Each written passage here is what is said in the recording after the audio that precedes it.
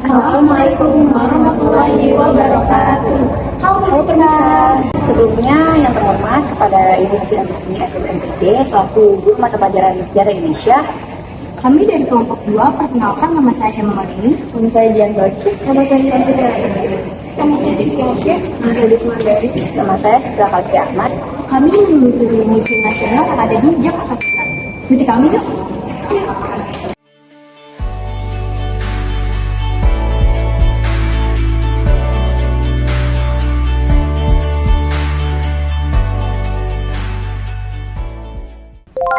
Di Museum Nasional pertama ini, saya akan menjelaskan tentang arca-arca Wandala Wajradatu yang bernafaskan agama Buddha Tantra ini ditemukan pada 1913.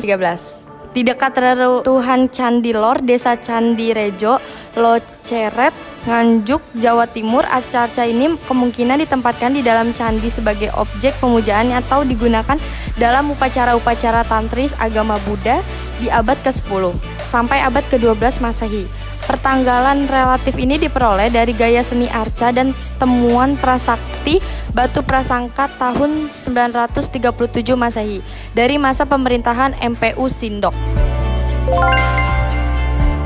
Selanjutnya, saya Safira Kalfi Ahmad ingin menjelaskan peradaban Islam di Nusantara. Yang pertama, penyebaran Islam di Nusantara dilakukan secara damai. Islam masuknya ke Nusantara masih menjadi topik yang diperdebatkan. Para ahli telah mengajukan berbagai teori, namun data arkeologis dan sejarah yang sudah diteliti menunjukkan bahwa Islam bukan agama pertama yang hadir. Meski dalam perkembangannya, Islam banyak mewarnai kebudayaan di Nusantara. Nilai-nilai keislaman bercampur dengan kebudayaan Hindu Bunda yang sudah ada. Berikutnya saya akan menjelaskan Al-Quran sumber kandungan Islam. Secara bahasa, Al-Quran berarti bacaan. Membaca Al-Quran bagi umat Islam bernilai ibadah. Ayat-ayat Al-Quran sebagai wahyu dari Allah SWT berfungsi sebagai petunjuk hidup bagi manusia yang disampaikan pada Nabi Muhammad SAW melalui perantara malaikat Jibril. Kemudian di sini ada koleksi dengan inskripsi Arab. Masuknya agama Islam di Nusantara berpengaruh besar terhadap perkembangan budayanya dan seni. Salah satu pengaruhnya terdapat pada berbagai benda budaya berinspirasi Arab. Koleksi museum nasional seperti mangkuk, senjata, dan tekstil. Yang terakhir saya akan memberitahu seni pertunjukan dan syiar dalam Islam. Seni pertunjukan adalah seni yang dipertunjukkan atau ditontonkan dalam konteks syiar Islam di Nusantara. Contohnya ada debus Banten, rebana kotek, gambus, wayang punakawan, wayang suluh, dan wayang penakawan. Di sini saya Desulandari ingin menjelaskan arsitektur atau rancangan bangunan. Salah satu kebutuhan pokok manusia selain sandang dan pangan adalah papan. Untuk tempat tinggal di masa prasejarah, manusia memanfaatkan gua, ceruk, atau tempat perlindungan shelter lainnya sebagai tempat untuk melindungi diri dari perubahan cuaca dan gangguan binatang buas. Perkembangan selanjutnya, manusia sudah mulai membangun rumah tinggal dan memanfaatkan dengan mengolah bahan-bahan yang disediakan alam seperti kayu, dedaunan, tanah, dan batu-batuan. Di sini ada modul masjid yang berasal dari Jawa Tengah dan Jawa Timur. Di sini juga ada modul rumah tinggal yang berasal dari Jawa Barat yang terbuat dari kayu atau bambu yang dirajut, dan di sini juga ada modul rumah panjang atau dari suku Dayak yang dari Kalimantan, yang di pedalaman Kalimantan. Di sini juga ada modul rumah juga, modul of house kayu yang dari Sumatera Barat, Enggano.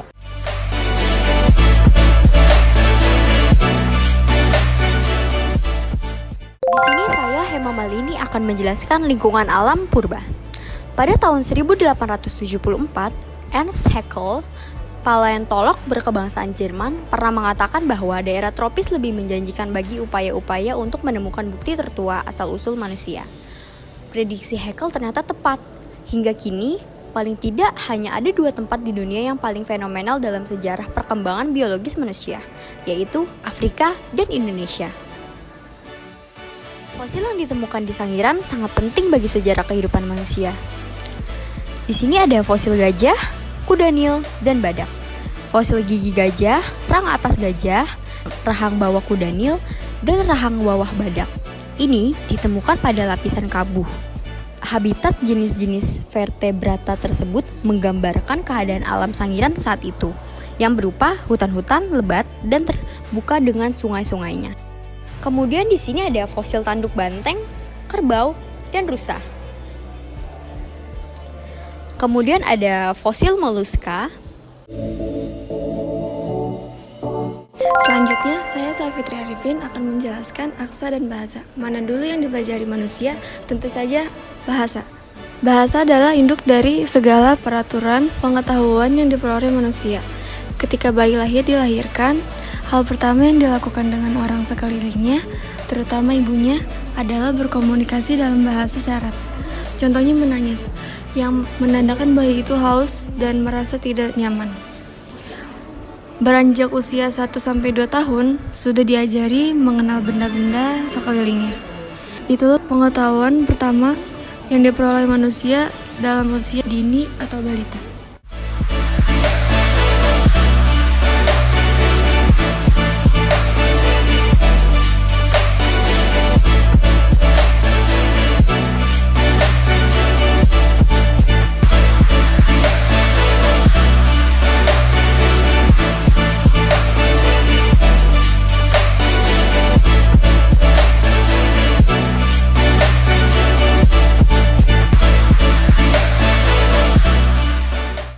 Selanjutnya saya Siti Asya akan menjelaskan manusia purba. Sekitar 1,5 juta hingga 1 juta tahun yang lalu hidup dua jenis manusia purba di Pulau Jawa. Jenis pertama memiliki tinggi badan rata-rata sekitar 160 cm. Posturnya tegap, hidupnya lebar, belum mempunyai dagu tapi berrahang kuat. Tulang tenggorokannya sangat masif dengan tempurung rendah serta tonjolan belakang kepala yang masih nyata.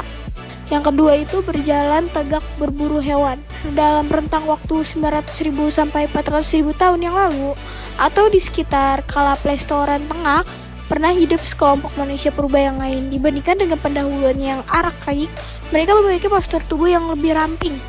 Tempurung kepala tidak terlalu menjorong ke belakang. Tonjolan tulang kening sudah mulai berkurang dengan dahi agak sedikit meninggi. Yang ketiga itu berkembang di lingkungan yang ideal. Pulau Jawa di akhir kala Pleistoran Tengah sekitar 300.000 sampai 200.000 tahun lalu tampaknya masih merupakan hunian pilihan bagi manusia purba. Pada masa itu perkembangan geologis sedang mencapai puncaknya. Tanah-tanah menjadi subur, berbagai jenis tanah pun tumbuh berkembang. Sungai-sungai selalu mengalir melalui hutan-hutan terbuka, tempat berkumpulan hewan-hewan besar dan kecil-kecil.